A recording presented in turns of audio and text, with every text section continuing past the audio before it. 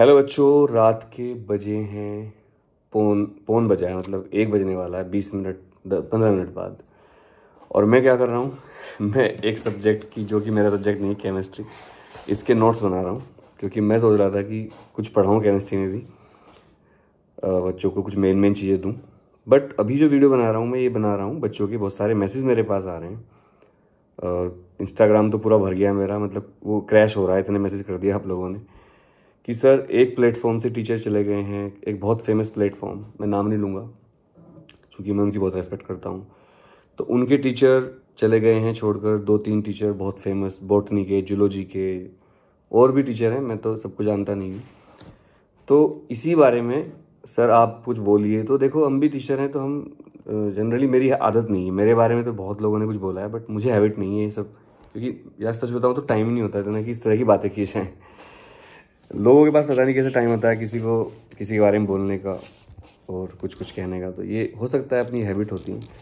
But मैं कुछ आपसे कहना चाहता हूँ कि आप मेरे स्टूडेंट्स हो। देखो, आप कुछ बातें सोचो। जैसे आपने कभी सोचा कि केवल ये 11th-12th कैटेगरी जो है, जो 11th-12th के बच्चे हैं, इन्हीं से कनेक्टेड टीचर्स के बारे में इतना हंगामा क्यों होता है? कहीं जब भी अभी अभी क्या है, रिसेशन चल रहा है, मतलब ऐसा कहा जा रहा है कि रिसेशन आने वाला है। दुनिया में तो आ भी गया है, इंडिया में भी थोड़ा इफेक्ट कम हुआ है, क्योंकि इंडिया में ना लोग बचत बहुत करते हैं, सेविंग बहुत करते हैं, मरते दम तक करते रहते हैं। बहुत सारे लोग तो लाखों रुपए बैंकों में ही छोड़ के चले जाते हैं, उनका कोई नाम लेवा ही नहीं होता, उनके बच्चे नहीं होते, फिर बैंक रख लेता है उनको। एनपीए कुछ बोलते हैं शायद, उसको क्या बोलते हैं, सरकार रख लेती है मतलब। तो आपने कभी सोचा होगा कि जो 11th-12th वाले चैनल हैं, उनके जब टीचर कहीं जाते हैं, 11th-12th मतलब उनसे कनेक्टेड चैनल, जैसे 11th-12th सीबीएसई, आईआईटी, नीट, मतलब 12वीं के जो बच्चे होते हैं उनसे कनेक्टेड चैनल, जो 17, 18, 16 साल की उम्र होती है ना, एक नाजुक उम्र, कच्ची उम्र कहा जाता है इसको। तो इससे कनेक्टेड जो चैनल होते हैं, उन्हीं के बच्चों के लिए इस तरह की चीज़ें करी जाती हैं। और ये 1 साल में 2 बार होता है। पहले तो मुझे लगा ये सीरियस मामला है, लेकिन अब मुझे लगा ये सब एक ड्रामा है, ये सब प्री प्लान्ड होता है। कुछ टीचर जो अननोन से होते हैं, जिन्हें कोई जानता ही नहीं है। हाँ, मैं तो ऑफलाइन में बहुत सालों से पढ़ा रहा हूँ। 2009 में तो मैंने यूट्यूब चैनल बना लिया था जब मैं 12th में था।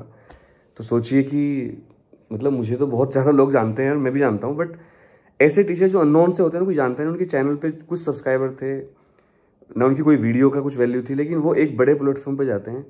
चलो मैं बता देता हूँ, वो मान लो अनअकैडमी चले जाते हैं, पीडब्ल्यू चले जाते हैं, या कहीं भी वो अच्छे प्लेटफॉर्म पे चले जाते हैं, अपनी कक्षा में चले जाते हैं। उनका भी धत्तरवाल सर का भी एक मैटर हुआ था अभी, तो फेमस हो जाते हैं। वो फेमस क्यों होते हैं? क्योंकि एक तो प्लेटफॉर्म बड़ा होता है, उसके साथ बच्चों के बहुत सारे वो जुड़े रहते हैं, इमोशंस। और दूसरा, वो टीचर भी मेहनत करते हैं फिर जब उनको अच्छा प्लेटफॉर्म मिलता है ना। जैसे अगर एक आदमी को अच्छे कपड़े पहना दिए तो अच्छा लगने लगता है, जूते कपड़े से फ़र्क पड़ता है ना। तो प्लेटफॉर्म का फ़र्क पड़ता है, उनकी मेहनत भी होती है। पर वो लगता है उनको फिर, भाई जब कोई टीचर फेमस होता है तो दूसरी कंपनी उसको ग्रीड देती है, या दूसरी कंपनी चाहती है भाई आप हमारे यहाँ आओ, और इसमें कोई बुरा नहीं है। या उनको लगता है कि अब हमारी यहाँ इज्जत नहीं हो रही है, या उनकी कुछ गड़बड़ियाँ उनको समझ में आ जाती हैं जिस कंपनी में काम कर रहे हैं। जैसे मान लो कोई मेरी कोचिंग में पढ़ा रहा है, बहुत अच्छा टीचर है आपके लिए तो, लेकिन वो अंदर कुछ गड़बड़ कर रहा है कोचिंग के लिए, मतलब मेरे लिए कुछ सिस्टम के लिए गड़बड़ कर रहा है, या उसको खुद लगता है कि मैं और ज़्यादा पैसे कमा सकता हूँ, तो वो फिर छोड़ देता है उस सिस्टम को और दूसरे सिस्टम में जाना चाहता है। या वो अपना, देखो हर इंसान के अंदर ना एक इच्छा होती है कि वो अपना नाम बनाए। जैसे मैंने अपनी कोचिंग का नाम रखा है अनुराग तिवारी क्लासेस, क्योंकि पहले मैंने कई नाम रखे, लेकिन वो नाम पहले से ही मिलते थे। पहले मैंने नाम रखा ऑक्सफोर्ड, वो हमारे सर की कोचिंग थी तो मैंने भी उसका नाम रख दिया ऑक्सफोर्ड। फिर पता चला वो तो रजिस्टर्ड नाम है पहले से ही इंग्लिश स्पीकिंग वालों का, मैंने उसको बदला।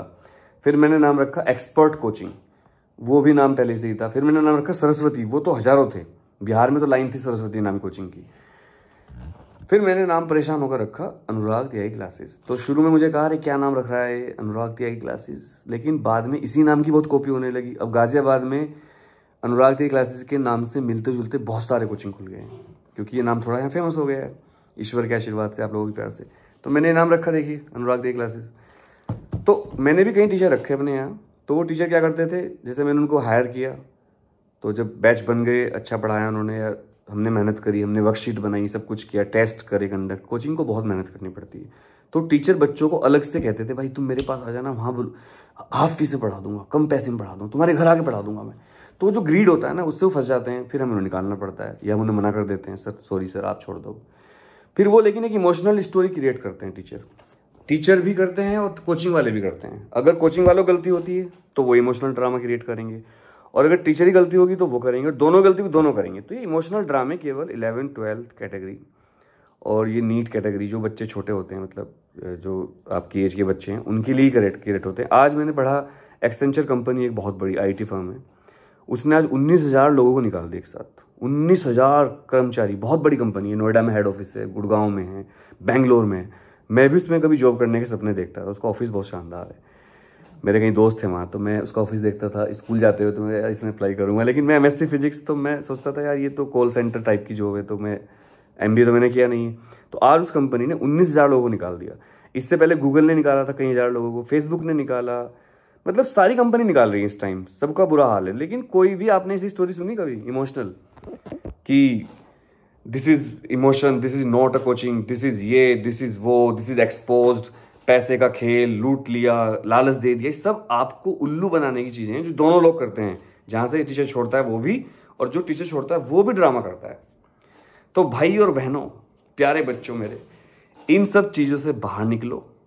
वो जो कर रहे हैं उनको करने दो। ये सब शायद आजकल एक, अब देखो आज ट्विटर पर अड्डा जो कोचिंग है वो ट्रेंड पे है। अड्डा जो जिसके नाम पर आरोप लगाया कि उन्होंने पैसे दिए हैं पर्टिकुलर टीचर्स को छोड़ने के लिए, पहला प्लेटफॉर्म, तो वो ट्रेंड पे आ गया। और उसके जो सर्च हैं गूगल पर वो 3000 गुना बढ़ गए हैं अचानक।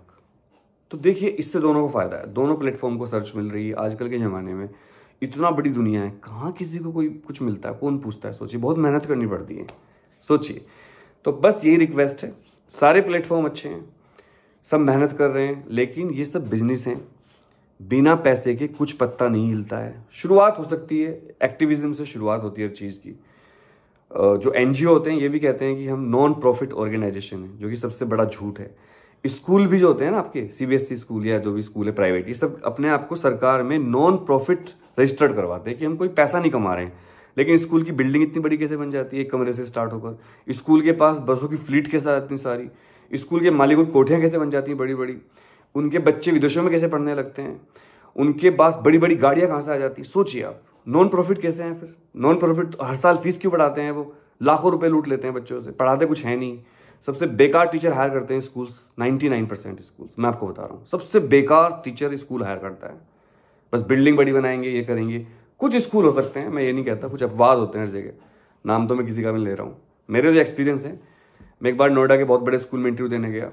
इतना बड़ा स्कूल फिल्म सिटी में, उनके पास हजारों, मतलब हजारों तो ज़्यादा बोल दिया, 100 बसें होंगी। मैं बड़ा इंप्रेस था यार, क्या बात है भाई, जॉब लगेगी यहाँ पर।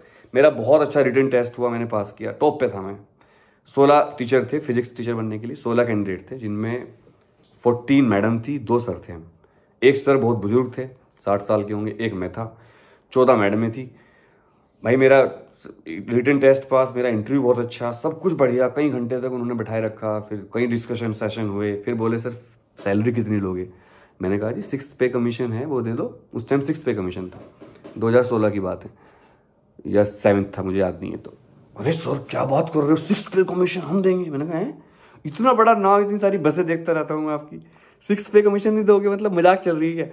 अरे सर 30,000 ले सकते हो। मैंने कहा माफ़ करो, राम राम जी। अरे सर देख लो, आप अच्छा पढ़ा रहे थे, ये मैडम बैठी है ना बाहर। मैंने कहा हाँ। मैंने देखा बहुत सुंदर सी मैडम, बहुत अच्छा मेकअप करके, बेहतरीन साड़ी वाड़ी, ये 20,000 पे तैयार हैं, देख लो आपको 30 दे रहे हैं हम, क्योंकि आप बहुत अच्छा पढ़ा रहे थे। वो अटक गई थी डेरिवेशन में, आपने बहुत अच्छा, बच्चों ने फीडबैक दी। मैंने जी माफ़ करो, 50 दे दोगे? 70,000 सैलरी होनी चाहिए थी आइडियली सरकार के हिसाब से, 70-75। मैंने कहा 50 दे दोगे? सॉरी 50 में तो हम 3 टीचर रख लेंगे। तो ये हाल है। वही मैडम वहाँ पढ़ा रही है आज भी, 2016 से। मेरी उनसे बात भी होती है 1-2 बार इंस्टाग्राम पर।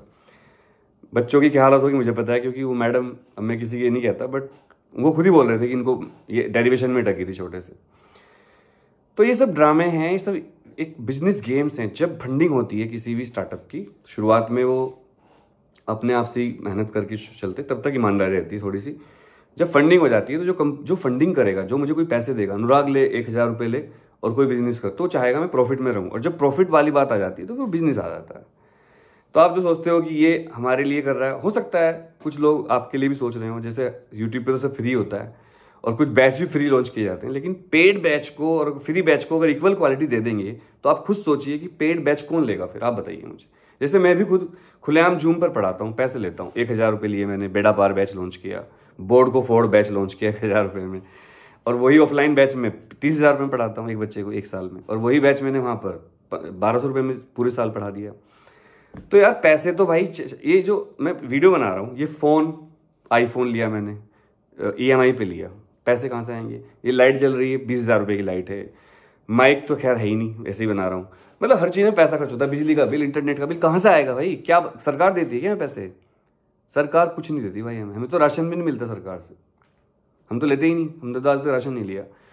बच्चों इन चीज़ों से बचो, पढ़ाई पे ध्यान दो। सारे टीचर बहुत अच्छे हैं, सबकी रेस्पेक्ट करिए, किसी के खिलाफ मत लिखिए टीचर के। मैं फिर कहता हूँ, ना तो उस टीचर के खिलाफ लिखिए जो कह रहा है कि मैं जो पैसों के लालच में हमें छोड़ दिया, ना तो उस पर ट्रस्ट करिए, ना उस पर करिए जो कह रहा है हमने छोड़ दिया क्योंकि हम आपके लिए काम करना चाहते हैं। असल में वो आपके लिए नहीं करना चाहते, वो एक्चुअल में अपना नाम करना चाहते हैं। इसमें कोई बुराई भी नहीं है, सब अपना नाम चाहते हैं, बस यही कहना था। और जिनको छोड़ा है वो कह रहे हैं कि पैसे लेके चले गए, तो अच्छी बात है, टीचर को पैसे कमाने का अधिकार है। डोंट वरी, आप नए टीचर ले आओ, कोई बात नहीं, चलता रहेगा। हर कंपनी में चलता है, हर इंडस्ट्री में चलता है, और हर कोचिंग में भी चलता है। लेकिन ड्रामा केवल 17-18 साल के बच्चों की कैटेगरी में होता है। समझ गए होंगे मेरा इशारा? तो ठीक है ना? खुश तो बहुत होंगे तुम लोग पढ़ाई करो, नीट का एग्जाम है। और हाँ, एक बात और, नीट वाले बच्चों के साथ मुझे एक शिकायत है कि आप लोग सोचते हो कि बायोलॉजी बायोलॉजी बायोलॉजी बायोलॉजी बहुत बड़ी चीज़ है आपके लिए। मानता हूँ आप बायोलॉजी बहुत पढ़ते हो, उसके नंबर भी ज़्यादा हैं, लेकिन भाई सिलेक्शन नीट में फिजिक्स करवाती है, और सिलेक्शन नीट का फिजिक्स रोकती है। आप लोग कितना भी बीन बजा लो बायोलॉजी के आगे, वो तुम्हें प्यार तो करेगी, सिलेक्शन नहीं देगी। नीट में सिलेक्शन फिजिक्स देती है, इस बात को ध्यान रखिएगा। सबको नमस्कार, सत श्री अकाल, सलाम वालेकुम, और सबको नवरात्रों की शुभकामनाएं और रमादान की शुभकामनाएं। हैप्पी रमजान, हैप्पी नवरात्रि, जय हिंद।